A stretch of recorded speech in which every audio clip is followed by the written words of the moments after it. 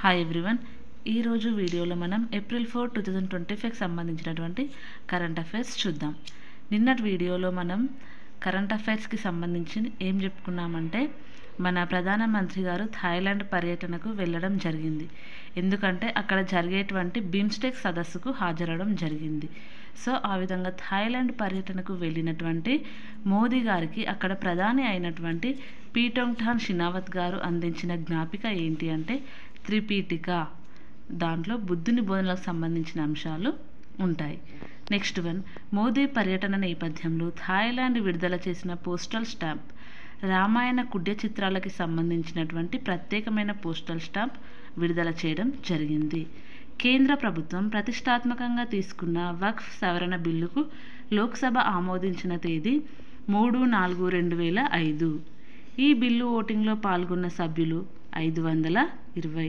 ఎన్ని ఓట్ల తేడాతో ఆమోదించబడింది? 56 ఓట్ల తేడాతో. 288 మంది అనుకూలంగా, 232 మంది ప్రతికూలంగా ఓటు వేయడం జరిగింది. 25,753 మంది టీచర్ల నియామకాలను రద్దు చేసిన రాష్ట్రం పశ్చిమ బెంగాల్. 2016లో రిక్రూట్ అయినటువంటి టీచర్ల నియామకాలను రద్దు చేయడం జరిగింది, అక్కడ జరిగిన అవకతవకల మూలంగా.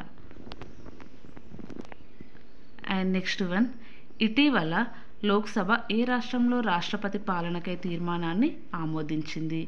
మణిపూర్. కాశ్మీర్ లోయలో తొలిసారిగా వందే భారత్ రైలును ప్రధాని గారు ఎప్పుడు ప్రారంభిస్తారు? ఏప్రిల్ 9, 2025. ఈ రైలు ఎక్కడ నుండి ఎక్కడికి అందుబాటులోకి రానుంది? కట్రా నుండి కాశ్మీర్కి.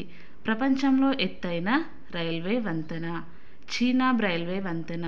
సో ఈ రైల్వే వంతెన గుండా ఈ వందే భారత్ ఎక్స్ప్రెస్ ప్రయాణించడం జరుగుతుంది. అంతర్జాతీయ హాకీకి వీడ్కోలు పలికిన భారత మహిళా hockey veteran player Vandana Kataria.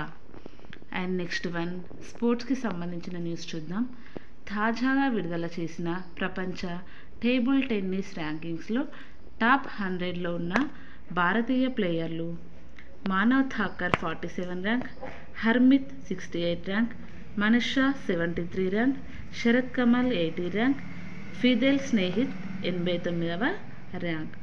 So April 4కి సంబంధించినటువంటి కరెంట్ అఫైర్స్ ఇవి.